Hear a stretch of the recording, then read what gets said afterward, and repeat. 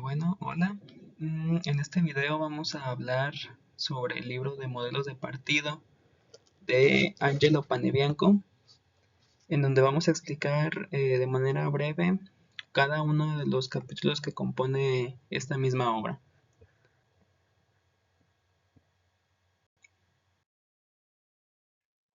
Vamos a iniciar con el capítulo 1, que el capítulo 1 se llama Algunos dilemas en materia de organización. Aquí en este primer capítulo se sientan las bases teóricas de la obra total del autor. Aquí el autor deconstruye las visiones simplistas de los partidos políticos para representar a un modelo de análisis que esté basado en las tensiones y dilemas inherentes a cualquier organización compleja. Aquí Panebianco establece el motor conceptual del libro, que es la idea de que la vida interna de un partido se define por la serie de conflictos estructurales irresolubles entre polos opuestos. Eh, la forma en que cada partido gestiona y equilibra precariamente estas tensiones es lo que en última instancia va a definir su carácter, también su estrategia y su evolución.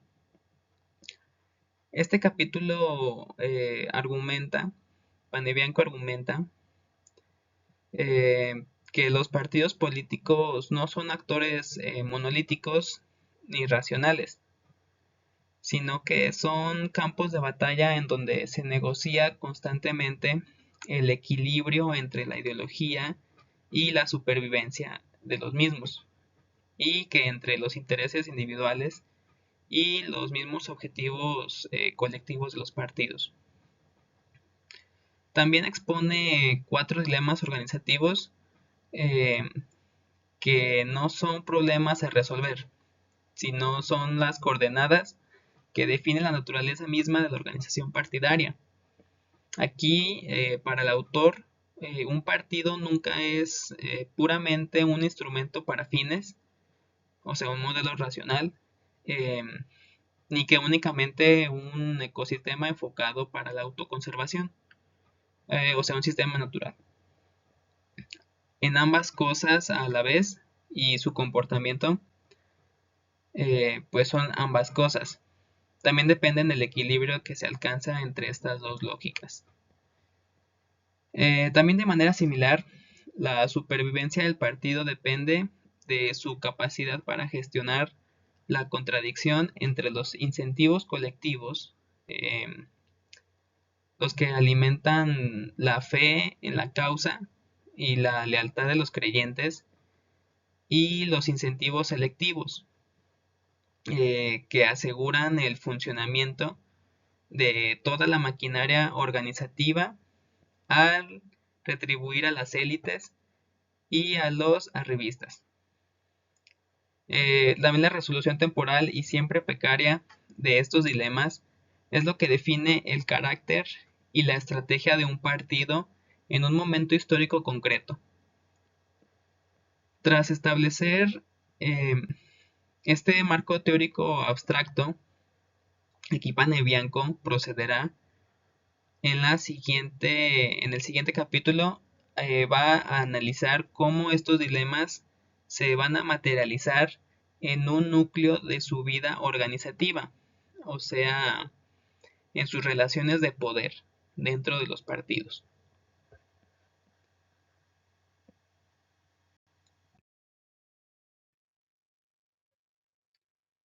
Aquí, bueno, tenemos ya el capítulo número 2, que se titula El poder, los incentivos y la participación. Aquí en este capítulo aplican los dilemas teóricos a un análisis concreto, ya específicamente en las relaciones de poder dentro del mismo partido. Aquí Panebianco eh, define que el poder no es, no es como una dominación absoluta, sino como una relación de intercambio. Esto se explica cómo se manifiesta a través de la distribución de los recursos, que en este caso serían los incentivos entre los líderes y los seguidores, y cómo la naturaleza de estos incentivos y de quienes los reciben determinan la estructura de poder y el tipo de participación que caracterizan a la organización. Cuando hablamos de organización, el autor siempre se refiere al partido. Aquí también se desarrolla una teoría del poder organizativo basada en el intercambio. Aquí está materializando el dilema número 2, que son los incentivos colectivos versus los selectivos del capítulo anterior. Aquí, la naturaleza del partido y sus relaciones de poder verticales, o sea, los líderes y los seguidores, eh, vienen determinadas por una combinación específica de estos dos tipos de incentivos. Aquí la dicotomía entre creyentes y arribistas, aunque es un tipo ideal, también sirve para ilustrar una tensión fundamental. O sea, los creyentes son el ancla ideológica que impide que el partido se convierta en una máquina puramente oportunista, mientras que los arribistas aseguran que esa máquina funcione día a día y garantizan la continuidad organizativa. El poder de los líderes, por tanto, no es absoluto. Aquí depende de su capacidad para satisfacer a los grupos y mantener un equilibrio creíble entre la causa y los intereses particulares. Este poder se magnifica cuando las alternativas externas son escasas. Por ejemplo, eh, el partido SPD, la socialdemocracia alemana, es un ejemplo importante. ¿Por qué? Porque para un obrero alemán de principios del siglo XX, el partido era la única fuente de identidad, de servicios y de oportunidades de ascenso, lo que, lo que creaba casi una dependencia casi total y que también fortalecía el poder oligárquico de sus líderes dentro del partido. Al analizar también estas relaciones de poder que son verticales, Panebianco sienta las bases para comprender la estructura del poder horizontal entre las élites, que se articula en torno a la coalición dominante.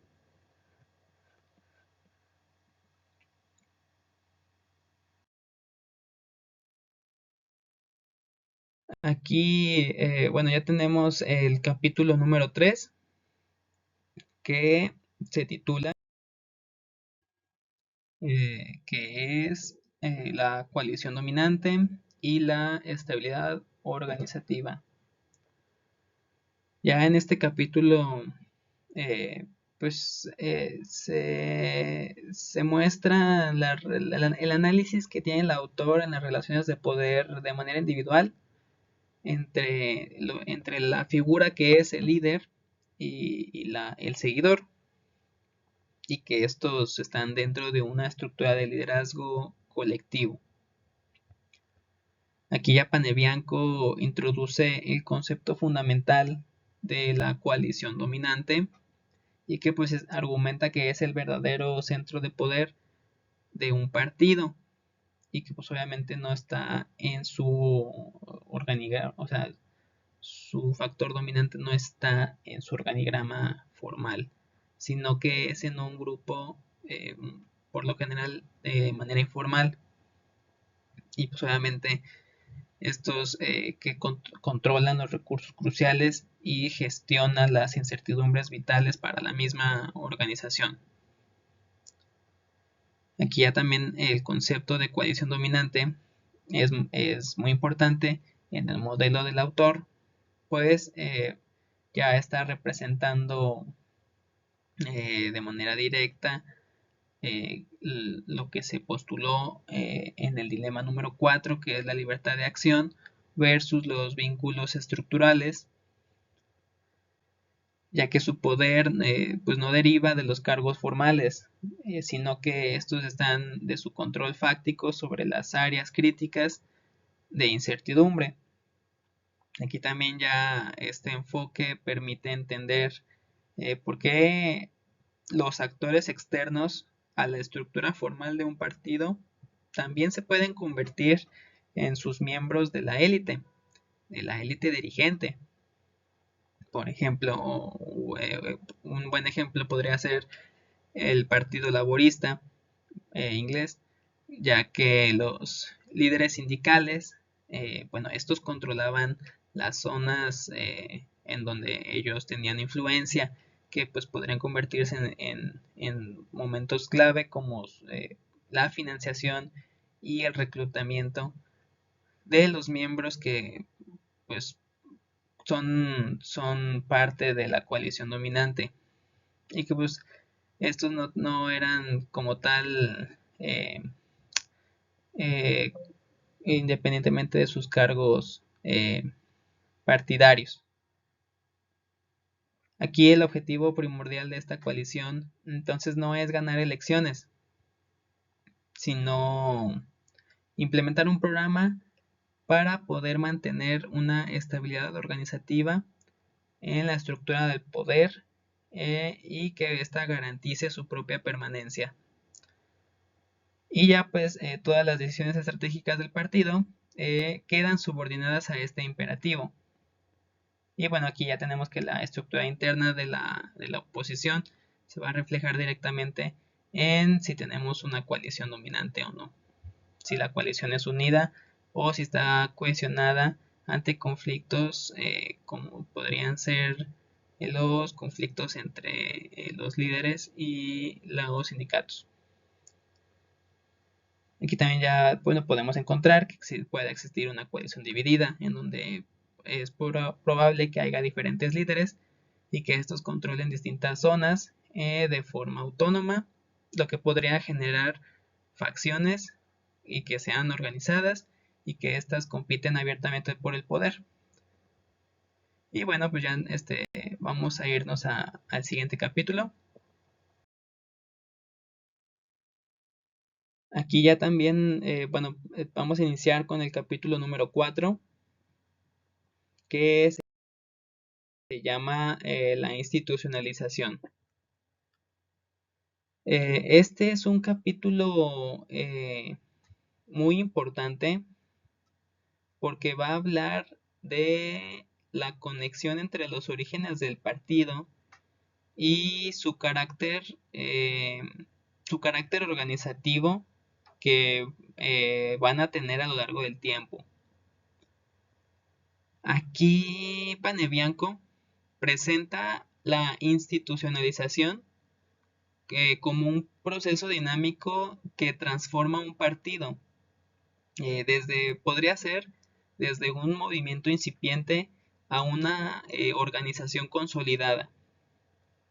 Aquí argumenta que las características de este proceso, que están fuertemente consolidadas por la base fundacional del partido, van a determinar su fuerza o debilidad futuras y dejan una huella indeleble en su desarrollo.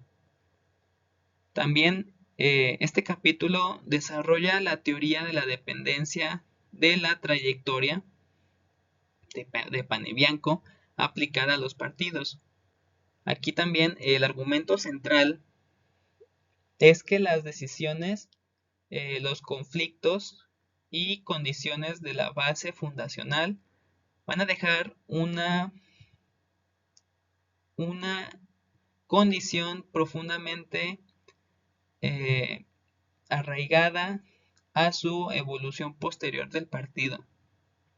Entonces, estas características de su modelo originario no van a determinar su destino por completo, pero sí lo van a determinar o lo van a predisponer a seguir una trayectoria de institucionalización específica, y también van a desarrollar un patrón característico para gestionar los dilemas organizativos. Por ejemplo, un ejemplo de institución fuerte podría ser el SPD, que es la socialdemocracia alemana, que se caracteriza por una autonomía fuerte a grupos de interés externos y a su coherencia interna, porque tienen una burocracia profesional y un sistema de carreras políticas bien definidas.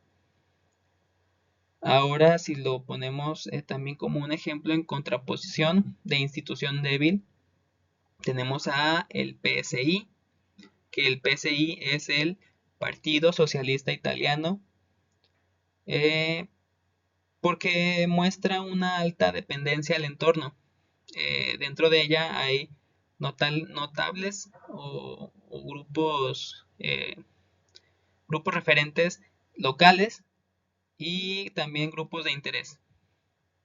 Y tienen una baja coherencia sistémica, con un poder fragmentado y con fronteras organizativas difusas. Aquí Panebianco demuestra cómo los distintos modelos originarios de los partidos van a predisponer a los mismos hacia uno o hacia otro de estos polos.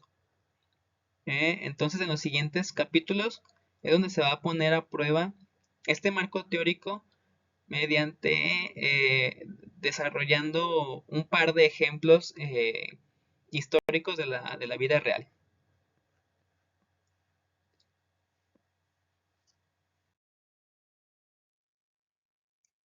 Aquí ya tenemos el capítulo número 5,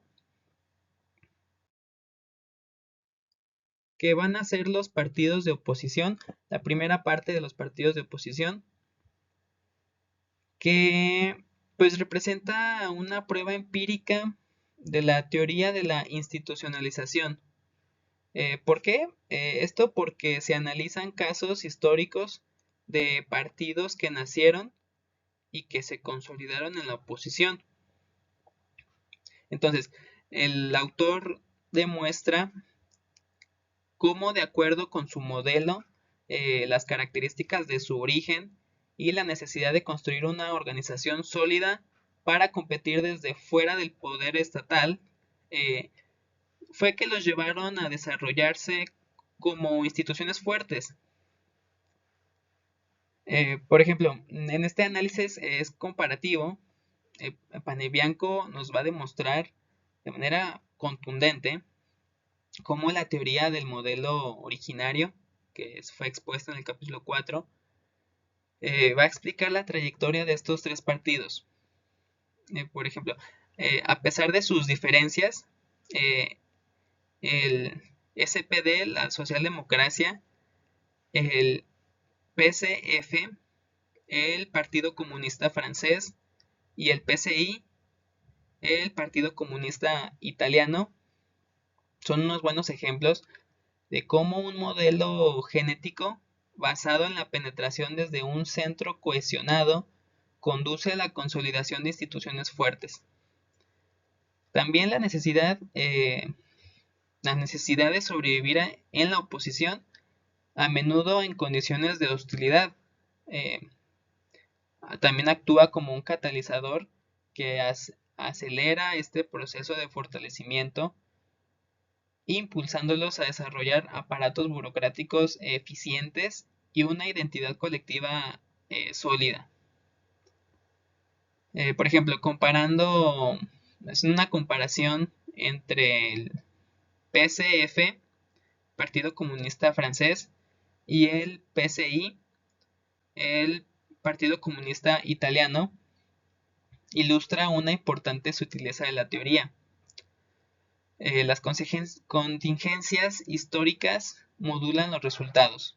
Por ejemplo, la mayor permeabilidad del PSI, Partido Comunista Italiano, no se deben a un carácter nacional, sino al hecho de que su largo periodo de que estuvieron en la clandestinidad bajo el fascismo y luego posterior a su reconstrucción dieron origen a su líder Togliatti, una libertad de acción única para construir un partido nuevo, que esto fue lo que su líder de partido dijo. Fue más abierto y de masas. Esto lo ponemos en contraste con el PCF, Partido Comunista Francés, que reconstruyó sobre los cimientos prebélicos, porque venían de la Segunda Guerra Mundial. Pero bueno, aún así, ambos partidos, aparentemente distintos, confirmaban la hipótesis central. Entonces ya en el siguiente capítulo vamos a mostrar que esta no es la única trayectoria posible que tiene un partido de oposición.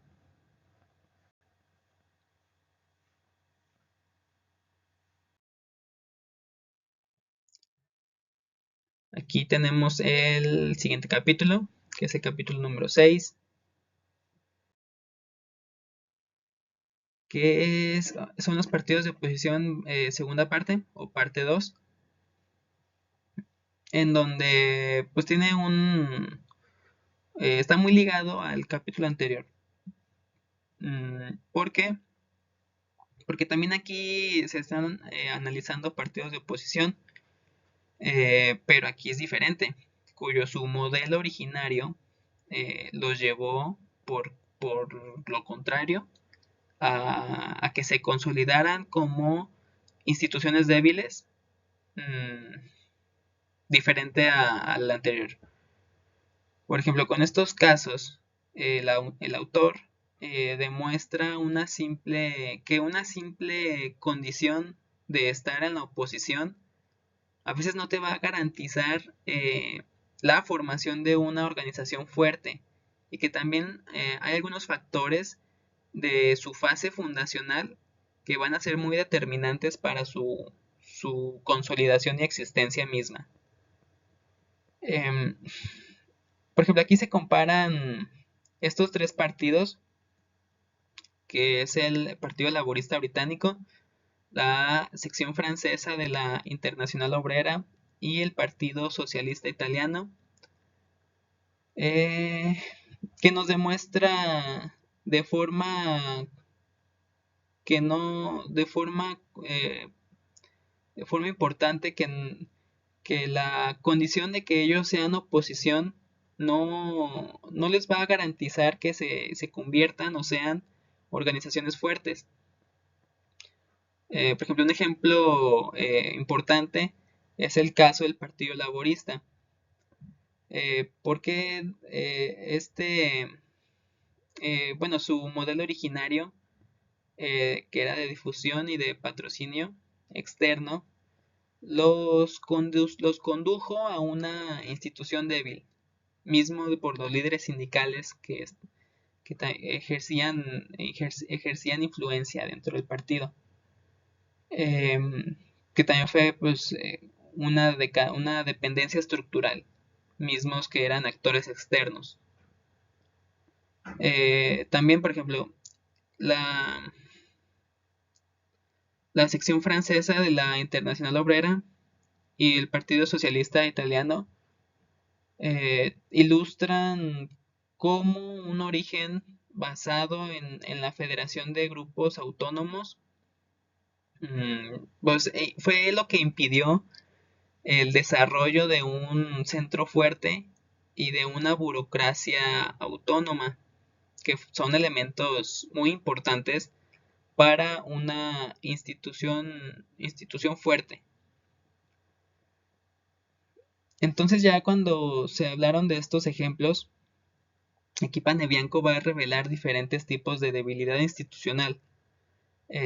Por ejemplo, la dependencia estructural de tener un patrocinador externo, en el caso del Partido Laborista, en el caso de la sección francesa, el poder feudal de estructuras intermedias, o en el caso del Partido Socialista, eh, la, au- la, automa- la automización casi total del poder al nivel local en manos de notables.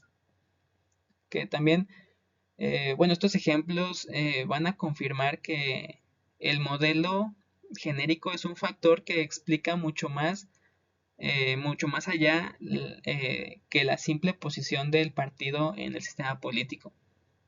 O sea que simplemente si son partidos de oposición, o pueden convertirse en instituciones fuertes o pueden convertirse en instituciones débiles.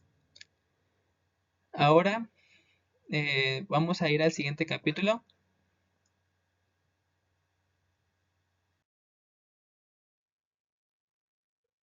que este es el capítulo número 7, donde se titula Los partidos de gobierno.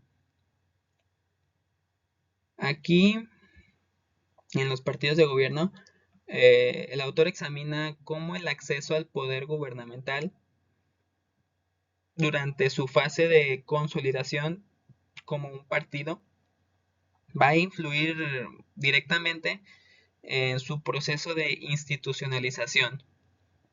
Por ejemplo, eh, Panebianco postula la hipótesis de que en la mayoría de los casos, gobernar, la acción de gobernar va a fomentar la debilidad institucional. ¿Por qué? Porque los recursos del Estado pueden sustituir la necesidad de construir una organización fuerte y autónoma. Pero pues también el autor va a presentar una notable excepción que va a confirmar la importancia del modelo originario del partido. Por ejemplo, confirmando la tesis de la dependencia de la trayectoria, que fue expuesta por el autor en el capítulo 4, eh, los, los casos de la Unión Demócrata Cristiana Alemana, CDU, y la DC, la Democracia Cristiana Italiana, eh, van a demostrar cómo su modelo originario, que estaba basado en la difusión, se ve muy claro su acceso al poder. Pero pues, aunque se escuchen partidos muy con diferencias, eh, estos dos convergieron en un modelo de institución débil. ¿Por qué? Porque el poder estatal les proporcionó los recursos para gestionar sus coaliciones, pero que eran coaliciones fragmentadas, haciendo casi innecesaria tener una organización autónoma. Entonces estos partidos ilustran una resolución particular del dilema número 3, del dominio versus la adaptación, porque se están apoyando de los recursos estatales y priorizaron la adaptación al entorno político y a la gestión clientelar por encima del dominio del territorio, del territorio ideológico, a través de una organización, de querer tener una organización fuerte. Por ejemplo, eh, el caso del Partido Conservador Británico también es importante porque demuestra que gobernar no conduce inevitablemente a la debilidad institucional. Su modelo originario está basado en la penetración desde un centro cohesionado y el contexto institucional británico que, este limitaba el uso partidista de la burocracia estatal, que fueron factores muy decisivos para el mismo partido conservador, porque estos elementos le permitieron construir una institución fuerte, pero con un aparato centralizado que iba a garantizar su autonomía y su coherencia sistémica, incluso mientras este también controlaba el gobierno. Ya el análisis se desplazará ahora, o el autor se va a desplazar hacia un tipo de partido especial, no por su posición que tiene frente al gobierno, sino por su relación con un líder excepcional o un líder importante.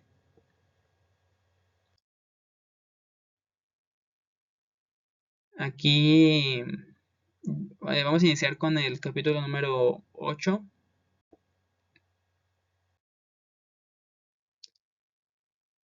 que son los partidos carismáticos. En el capítulo anterior terminé con diciendo que hay casos en los partidos tienen líderes excepcionales, y en este caso el autor habla de los partidos o de las figuras carismáticas, que pues su fuente primordial de autoridad no es la tradición ni la estructura burocrática del partido, sino que aquí es el carisma personal de un líder en específico.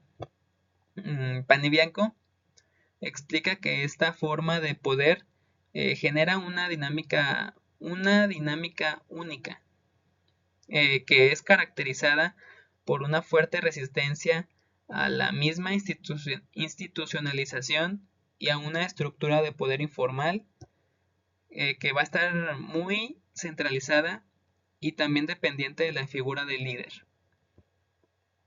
Por ejemplo, Panebianco utiliza en su análisis comparativo para identificar estos rasgos comunes que van a definir a un partido carismático, independientemente de su ideología o posición. Entonces aquí el elemento central es siempre la naturaleza personal e informal del poder, y que ésta va a emanar de manera directa del líder. Entonces, la estructura del partido es un apéndice del líder mismo, y las relaciones de poder internas se van a definir por la lealtad que le tengan a su figura. Y ya en este modelo pues va a predisponer a una organización con una coalición dominante unida por la lealtad personal y una fuerte resistencia a la burocratización. Aquí tenemos dos ejemplos que son el, el partido gaullista de Francia, y tenemos a el Partido Nacional Socialista Obrero Alemán, el partido nazi, que van a ilustrar cómo este modelo se manifiesta en contextos muy diferentes o muy distintos. El partido gaullista se muestra con un carisma al servicio de la consolidación de un régimen, mientras que el nazismo lo utilizaba para la destrucción de uno y poderse consolidar ellos dentro del poder. También estos Ambos comparten la misma lógica de centralización en una persona, eh, pero, eh, pero el dilema central de estos partidos era pues de una manera, eh, la utilización del carisma de la figura del líder. Y pues esto era una inevitable tensión entre el poder personal e intransferible del líder y la necesidad de crear estructuras que le aseguren la supervivencia a la organización, al partido, más allá de su fundador, o sea, más allá de que el líder siga vivo. Y pues ya, mm, estos son los dos casos muy particulares en donde resurgió de manera muy fuerte una figura carismática dentro de los partidos. Y pues vamos a ir al siguiente capítulo.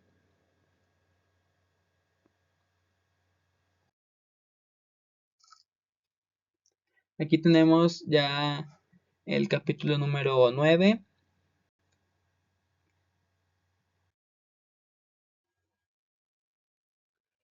Bueno, entonces ya en este capítulo que se llama una tipología de los sistemas organizativos, representa, bueno, es una parte muy importante del libro de Panebianco, porque aquí ya va a ser pues va a consolidar de manera pues, un poco clara, eh, pues cuál es el resultado de, de lo que se realizó o lo que el autor realizó en los capítulos anteriores del 5, 6, 7 y 8, en donde hizo una comparación de manera histórica de los partidos.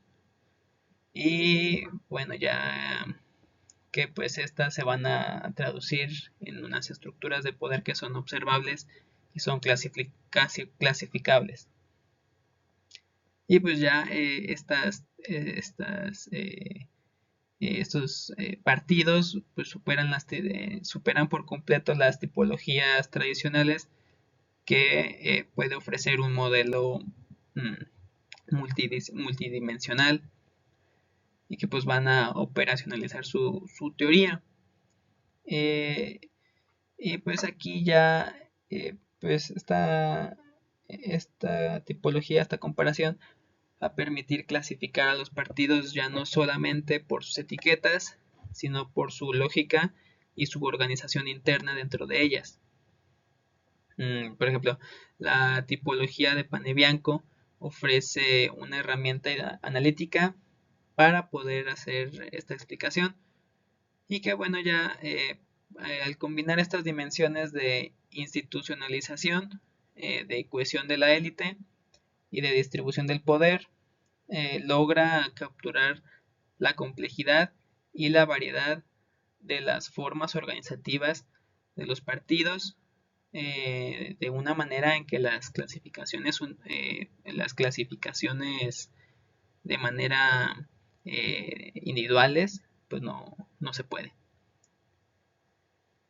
En este enfoque pues se permite más ir más allá de las etiquetas formales y de entender cómo es la lógica interna que gobierna el comportamiento de cada partido dentro de su misma estructura. Ya, bueno, retomando los ejemplos anteriores de los subcapítulos, eh, pues aquí ya Panebianco ilustra los diferentes tipos que emergen en su modelo. Aquí, esta parte muy importante es que un partido puede ser fuerte, pero con poder parlamentario, como lo podrían ser el Partido Conservador Británico, o puede ser fuerte, pero con poder en la burocracia central, pues como lo es el PCF, Partido Comunista Francés, o puede ser débil y dominado por una organización externa, como lo podría ser el ejemplo del Partido Laborista Británico, o puede ser débil y fragmentado en feudos locales, como lo podría ser el PSI, el Partido Socialista Italiano. Y pues estos ejemplos son muy importantes para destacar pues que esta tipología no es de manera estática y que bueno, proporciona un marco mucho más dinámico que nos ayuda a analizar el cómo y el por qué los partidos políticos se transforman y se mueven dentro de este espacio de posibilidades a lo largo del tiempo. Ya en la tercera parte del libro se va a centrar en factores contingentes, como lo podría ser el tamaño y el entorno, y que pues estos también influyen en todos estos tipos de partido. ¿Qué sería el capítulo número 10? En donde estamos hablando de la dimensión y complejidad organizativa. Bueno, que el autor estableció una tipología basada en las dinámicas de poder, ya nos introduce en este capítulo en el análisis de las contingencias estructurales. Aquí examina cómo factores como el tamaño y la complejidad de la organización van a interactuar con la política interna. Aquí también ya el argumento principal desafía una visión determinista, como podría ser la de Robert Michels, de que un mayor tamaño conduce mecánicamente a la burocratización y a la oligarquía, proponiendo en cambio una relación mucho más, el autor propone una relación mucho más estratégica y compleja. Aquí ya el argumento central de Panebianco es que entonces las características estructurales de un partido, como lo podrían ser el tamaño, no son factores aislados que determinan su política, sino que son herramientas estratégicas utilizadas por los líderes. La decisión de expandir o no la base de afiliados en una elección política orientada a gestionar la cohesión y la estabilidad interna. Por ejemplo, una élite de un partido fragmentado, como lo podría ser la CDU, la Unión Demócrata Cristiana Alemana, puede optar por puede optar por el estancamiento organizativo para evitar que nuevos miembros se alimenten de las facciones rivales. Entonces también aquí Panebianco también refina la relación entre el tamaño y la burocracia, porque también el autor nos argumenta que ya a partir de cierto punto las grandes organizaciones pueden ser proporcionalmente menos burocráticas, ya que el crecimiento de estas permite economías de escala en la administración. Y ya finalmente nos explica por qué la naturaleza representativa y voluntaria de los partidos va a limitar su complejidad estructural. Eh, a diferencia de una empresa privada, un partido no puede diferenciarse indefinidamente sin devaluar los cargos que ésta ofrece como incentivos y sin chocar con la lógica del control electoral interno. Y pues ya en el siguiente capítulo el autor se va a dirigir a a otra condición que es importante, que es el entorno externo.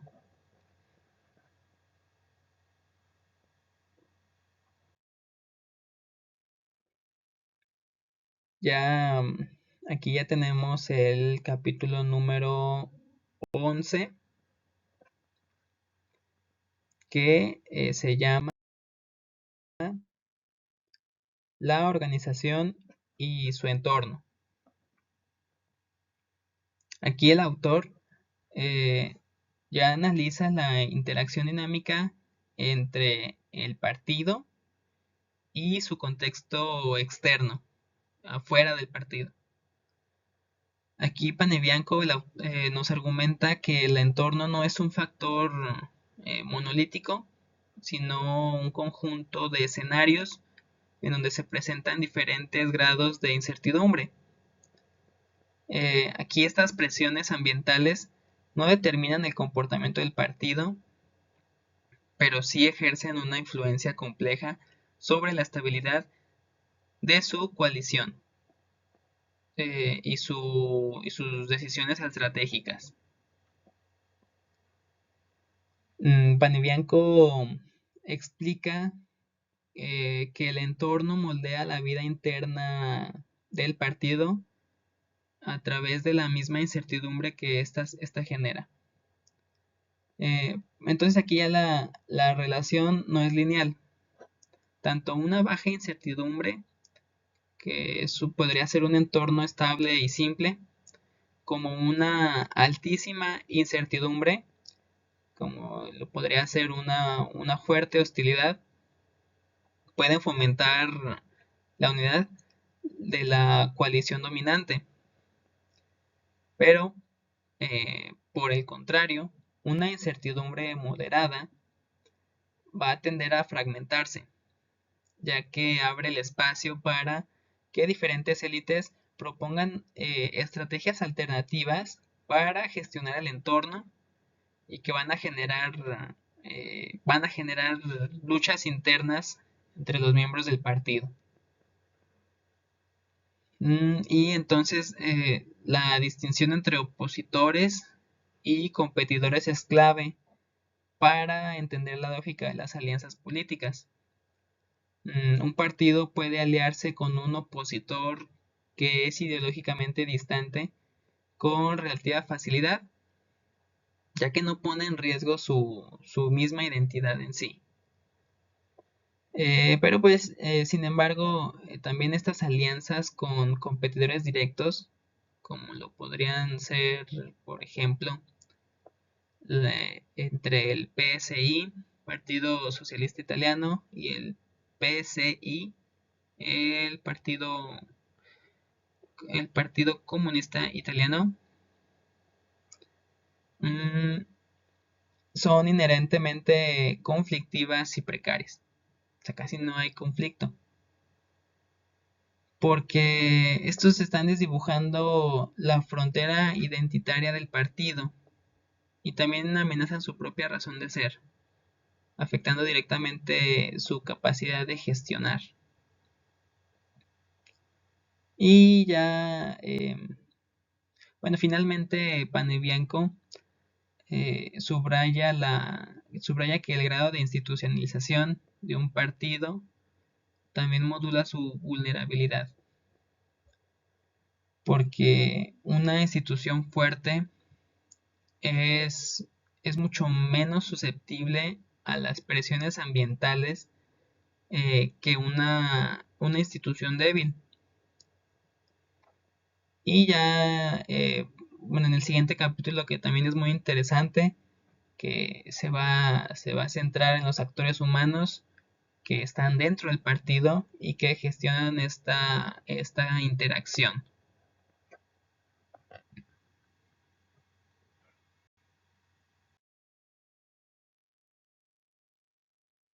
Ya este es el capítulo número 12,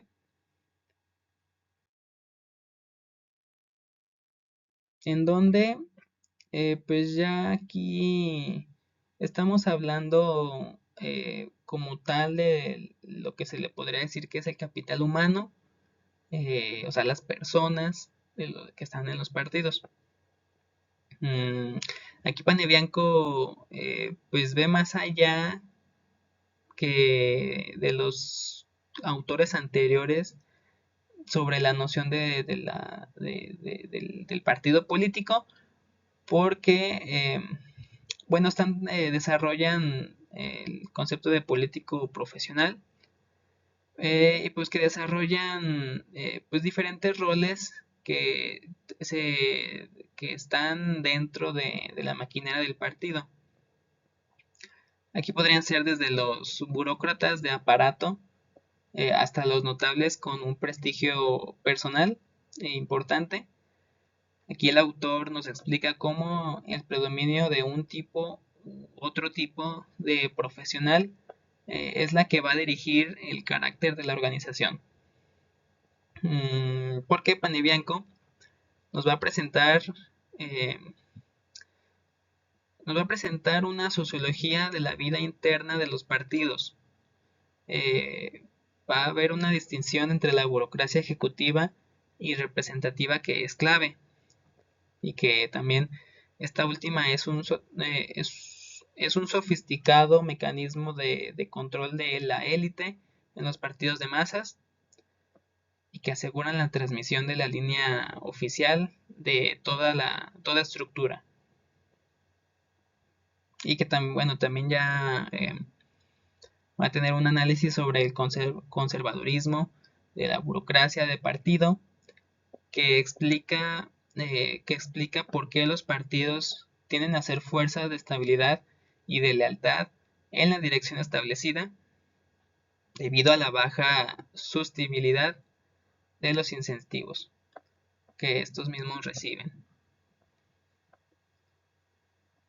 Pero pues ya Panebianco nos introduce una matiz crucial al señalar la emergencia de una nueva generación de burócratas, y que estos tienen que ser más jóvenes y más educados, también sus habilidades sí son más susceptibles al mercado externo, así que pueden ser más reemplazables.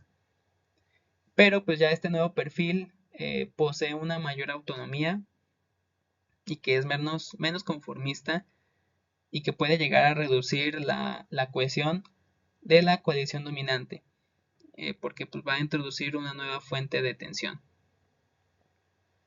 Entonces ya la tipología de los profesionales de la política permite trazar una conexión de manera directa entre lo que es el capital humano del partido, o sea, las personas, y su estructura. También aquí ya el predominio de notables es un claro indicador de una institucionalización débil y de que es un poder fragmentado. De manera contraria a la existencia de que si en un partido hubiera una numerosa cantidad de burocracia representativa, es que es la marca de una institución fuerte y centralizada. Y pues el autor nos dice que la creciente importancia de que haya expertos va a señalar transformaciones más recientes en los modelos de partido, que es un tema que pues el autor lo aborda ya en su última parte de su libro.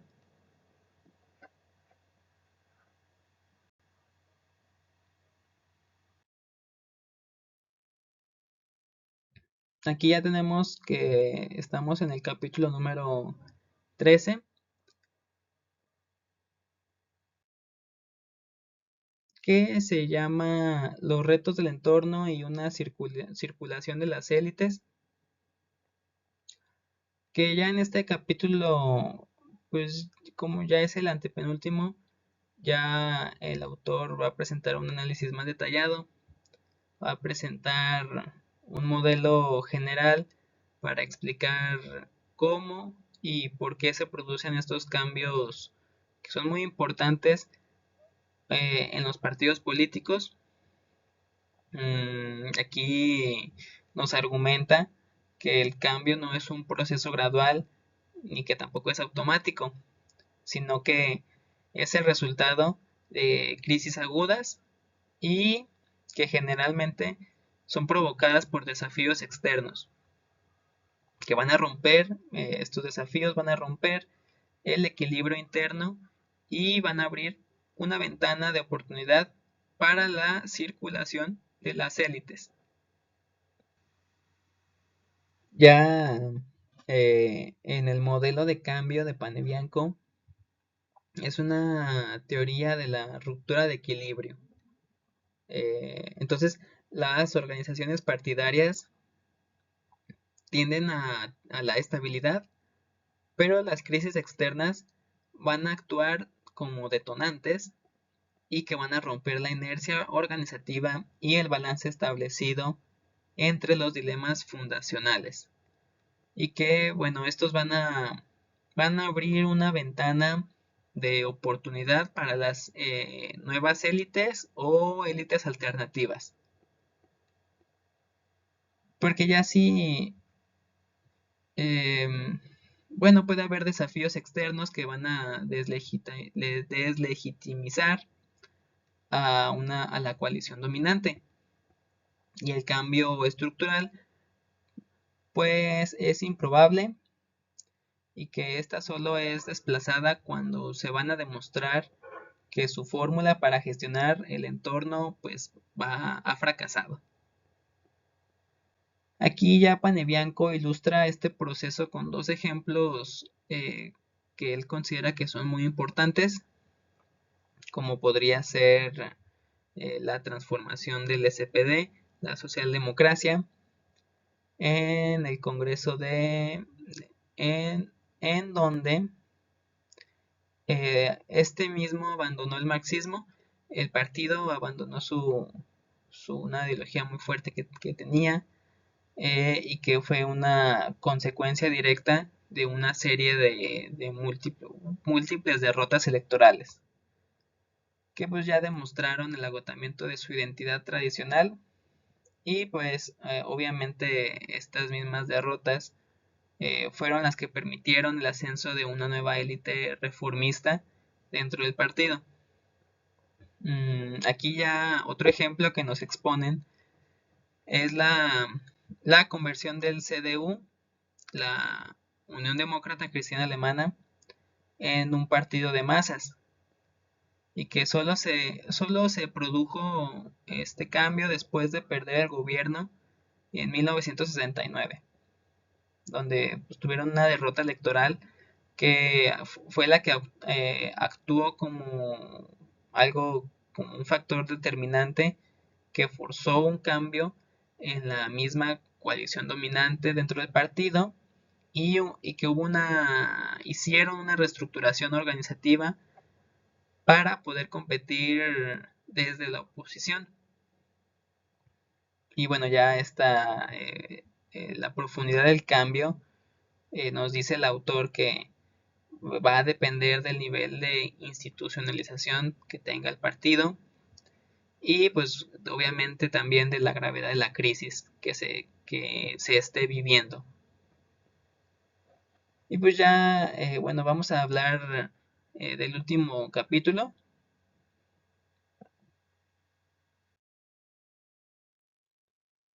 Pues ya en este caso sería el capítulo número 14, que se titula Los partidos y la democracia, transformaciones y crisis.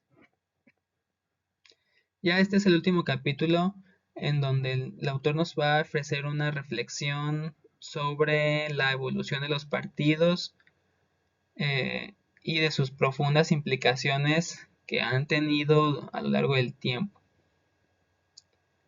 Aquí Panebianco pues, va a analizar una transformación histórica fundamental, por ejemplo, el paso del partido burocrático de masas a lo que él expone como el partido profesional electoral, y que, bueno, ya a partir de este cambio va a explorar la llamada crisis de los partidos y su creciente dificultad que estos tienen para cumplir sus funciones democráticas ya en sociedades contemporáneas y que son complejas.